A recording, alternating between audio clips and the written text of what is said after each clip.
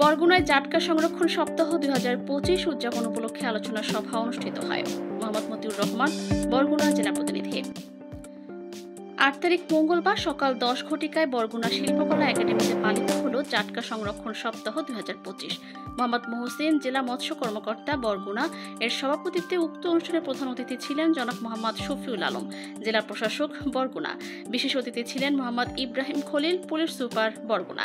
উক্ত অনুষ্ঠানে বক্তারা বলেন, আজকে এই অনুষ্ঠানে উপস্থিত আমাদের জেলা মৎস্য কর্মকর্তা, অতিরিক্ত জেলা মৎস্য সার্বিক, উপজেলা নির্বাহী, এখানে উপস্থিত আছেন আমাদের অতিরিক্ত জেলা কৃষি কর্মকর্তা, উপস্থিত বিভিন্ন পর্যায়ের সরকারি কর্মকর্তাবৃন্দ, আমাদের প্রেস ক্লাবের সাধারণ সম্পাদক এবং অন্যান্য ইন্টারমিডিয়েট সাংবাদিকবৃন্দ এবং আমাদের ইংলিশ এবং মৎস্য ধরার সাথে সম্মানিত সকল মৎস্যজীবী ও অন্যান্য সুদীবৃন্দ সকলকে আসসালামু আলাইকুম।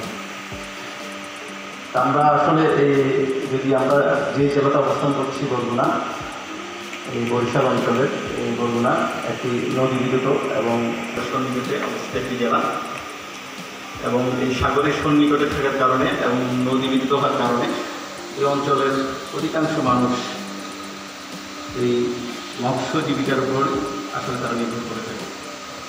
এবং আমরা যদি যোগাযোগ ব্যবস্থা দেখি, ধাপে ধাপে যোগাযোগ ব্যবস্থার উন্নতি হচ্ছে। এই যোগাযোগ ব্যবস্থার খুব একটা ভালো না থাকার কারণে এই অঞ্চলে তেমন কোনো শিল্পায়ন বা শিল্পাঞ্চল গড়ে ওঠেনি। তো মানুষ তাদের জীবিকার তাগিদে, যেহেতু এখানে মৎস্য খুব প্রাকৃতিক যে মাছ, সেটা যেহেতু খুব প্রচুর পরিমাণে আছে এবং সেটার উপরেই মূলত বেশ করে এখানকার মানুষরা জীবন এবং জীবিকা নির্ভর করে থাকে। আমাদের এই যে প্রাকৃতিক মাছ, এই প্রাকৃতিক মাছের মধ্যে সবচেয়ে গুরুত্বপূর্ণ এবং অত্যন্ত অর্থনৈতিকভাবে সমৃদ্ধ একটি মাছ হচ্ছে ইলিশ মাছ। সেই ইলিশ মাছ যেটা যে সংরক্ষণ করতে হবে এবং ইলিশ মাছের উৎপাদনটাকে বৃদ্ধি করতে হলে যে বিভিন্ন বিষয়গুলোকে আমাকে গুরুত্ব দিতে হবে, সেই বিষয়টি আমরা পূর্বে আসলে সেইভাবে এটাকে গুরুত্ব দিতাম না। তবে কিন্তু গত 2 দশক ধরে আমরা এই ইলিশ উৎপাদন বৃদ্ধিতে এবং ইলিশের প্রজনন মৌসুম থেকে শুরু করে এই টোটাল সোজা কথা আমরা সারা বছরই ইলিশ মাছ সংরক্ষণ, উৎপাদন, বিপণন প্রত্যেকটি বিষয়কে একটি সরকারের নীতিমালার আওতায় এটাকে মনিটরিং বলি, নিয়ন্ত্রণ বলি, সেটার আওতায় আনার চেষ্টা করেছি এবং সেটার সফলতা হচ্ছে। এখন আমরা আজকে একটু আগে আমাদের জেলা মৎস্য কর্মকর্তা স্বাগত বক্তব্য যে বলেছেন, সে প্রায় 5.5 লক্ষ মেট্রিক টন ইলিশ গত বছর উৎপাদিত হয়েছে। তো একসময় আমরা বলি যে একসময় প্রচুর ইলিশ উৎপাদন হতো, আমরা অনেক অল্প দামে ইলিশ মাছ খেতে পারতাম, আমরা গল্পগুলো বলি। কিন্তু আসলে উৎপাদন কিন্তু পূর্ব থেকে এখন আরও বাড়ছে, কমে নাই। কিন্তু একসময় মানুষ ছিল অল্প, এখন মানুষ বাড়ছে। একসময় ইলিশ মাছ তখনও আসলে যেখানে ইলিশটা উৎপাদন হতো, বিপণনের এই সুযোগ সুবিধা না থাকার কারণে ইলিশ মাছ আসলে উৎপাদিত অঞ্চলগুলোতেই মূলত বিক্রি হতো এবং খেত, সেই জন্য ইলিশ মাছের আসলে সেই ধরনের দাম ছিল না। কিন্তু এখন আমাদের বিপণন এত স্পিড আপ হয়েছে, আমরা এত দ্রুত এক জায়গা থেকে আরেক জায়গায় যে কোনো জিনিস সরবরাহ করতে পারি, সেই জন্য এখন ইলিশের দাম হচ্ছে আকাশচুম্বী। তাছাড়া আগে সংরক্ষণ করা যেত, এখন সংরক্ষণ করা যায়। আমাদের কোল্ড স্টোরেজগুলোতে এখনও কিন্তু প্রচুর পরিমাণে ইলিশ। এখন এটা সকল কিছু, এই যে ব্যাপক পরিমাণে ইলিশের উৎপাদন, এটা সম্ভব হয়েছে কিন্তু আমাদের এই যে সরকার যে গুরুত্বপূর্ণ পদক্ষেপগুলো নিয়েছে এবং সেই পদক্ষেপগুলো আমরা সকলে মিলে, বিশেষ করে আপনারা যারা সামনে বসে আছেন, আপনারা সুন্দরভাবে মানার কারণে আমরা এই ইলিশের উৎপাদনটাকে এই পর্যায়ে আনতে পেরেছি।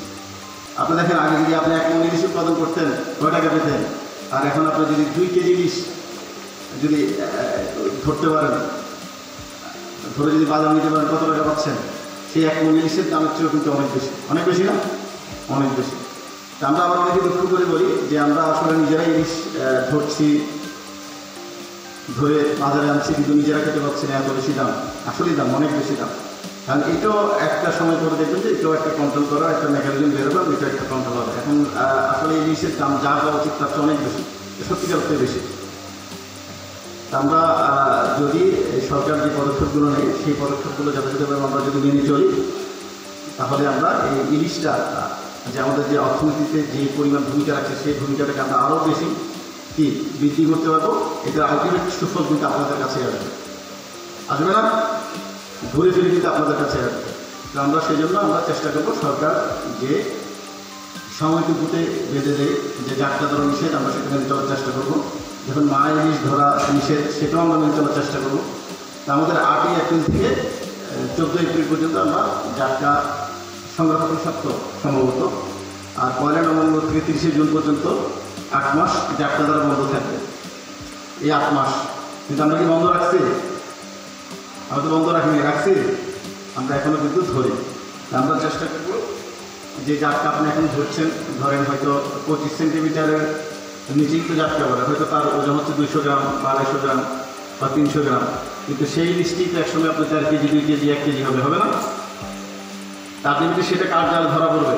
আপনার জালেই তো ধরা পড়বে। অন্য কেউ কি ধরবে? অন্য কেউ ধরবে না। আলটিমেটলি ঘুরে ফিরে সেটা আপনার জালেই আসবে এবং আপনি ধরবেন, আপনি সেটা আলটিমেটলি কী করবেন? বিক্রি করবেন।